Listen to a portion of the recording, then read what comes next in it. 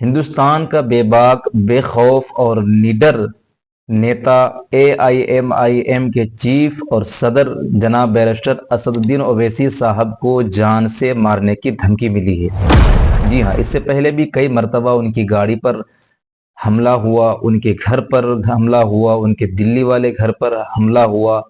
UP میں 2022 میں لگ بھگ ان کی گاڑی میں فائرنگ ہوئی، کئی مرتبہ اس کے علاوہ حملہ ہوا،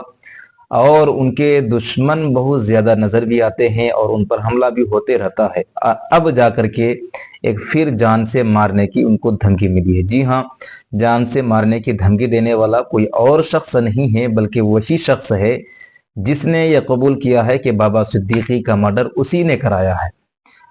اور جس نے سلمان خان کو جان سے مارنے کی دھمکی دی ہے، جس نے کامیڈین منور فاروقی کو جان سے مارنے کی دھمکی دی ہے، اس نے اب جو ہے اسد الدین اویسی کو بھی جان سے مارنے کی دھمکی دے ڈالی ہے۔ اس کا نام آپ جانتے ہی ہیں، جو جیل میں بند ہیں، لارنس بشنوئی، جو بشنوئی سماج سے آتا ہے اور جس کا سماج ہرن کو بہت ہی زیادہ مانیتا دیتا ہے، ہرن کی پوجا کرتا ہے، اور ہرن ہی کو سلمان خان نے مارا تھا، جس کی وجہ سے اس کو جان سے مارنے کی دھمکی ملی ہوئی ہے۔ تو اب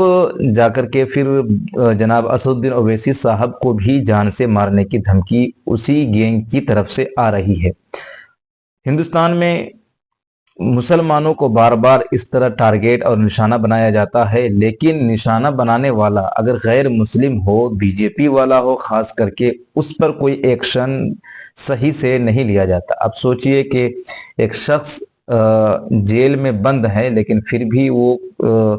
نہ جانے کس طرح سے کہ لوگوں کو بار بار جان سے مارنے کی دھمکی دے رہا ہے۔ خیر، اس کے علاوہ ایک خبر اور بھی آ رہی ہے کہ اسد الدین اویسی کے علاوہ ہندوستان کا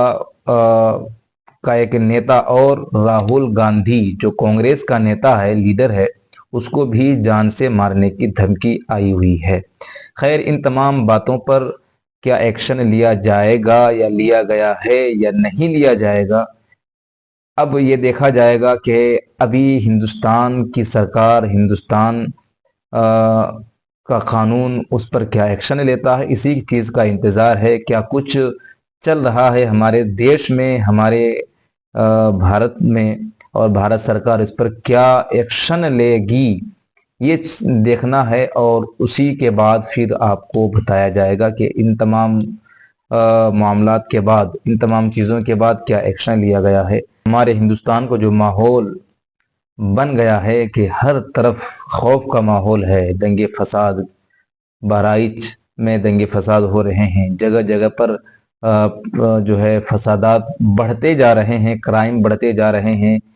ان تمام چیزوں پر کب تک روک لگتی ہے اور کب ہمارا دیش جو ہے امن اور شانتی والا دیش بن جائے گا؟ امید ہے، دعا کیجئے کہ بہت جلد امن قائم ہو جائے یہاں پر، اور گنگا جمنی تہذیب قائم ہو، اور مل کر کے ہندو مسلم ایک ہو جائیں اور خوشحالی کی زندگی گزاریں۔ یہ دعا کیجئے، اس لیے کہ اس دیش میں مسلمان بھی ہیں، غیر مسلم بھی ہیں، سکھ بھی ہیں، عیسائی بھی ہیں، تو سب کو مل کر کے چلنا ہے۔ اگر مسلمان ہندوؤں کا کہیں سے بائیکاٹ کر دے گا تو پھر وہاں مسلمانوں کا نقصان ہے،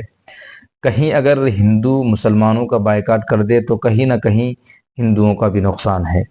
تو کاروبار میں بھی اسی طرح ہے، دکان میں بھی اسی طرح ہے۔ جہاں ایک دکان ہے کہ اگر وہاں ایک غیر مسلم کی دکان ہے، مسلمانوں کو آنے سے اس کو روک لگا دیا جائے تو اس کا جو منافع ہوتا تھا اس میں جو ہے اضافہ ہونے کے بجائے کم ہو جائے گا۔ اسی طرح مسلمان بھی اگر ایسا کریں گے کہ ہندوؤں کا بائیکاٹ کر دے تو پھر اس کو بھی نقصان ہوگا۔ تو یہاں پر جب سب مل کر کے رہتے ہیں، ہندو، مسلم، عیسائی، سکھ، تو سب کو مل کر کے محبت بانٹتے ہوئے زندگی گزارنا چاہیے، رہنا چاہیے، اور جہاں پر بھی فساد، دنگے ہوں، ان تمام چیزوں کو جلد از جلد اس پر روک لگنی چاہیے۔ ہماری بھارت سرکار سے یہی مانگ بھی ہے، اللہ سے یہی دعا ہے کہ جلد از جلد یہاں پر امن قائم ہو۔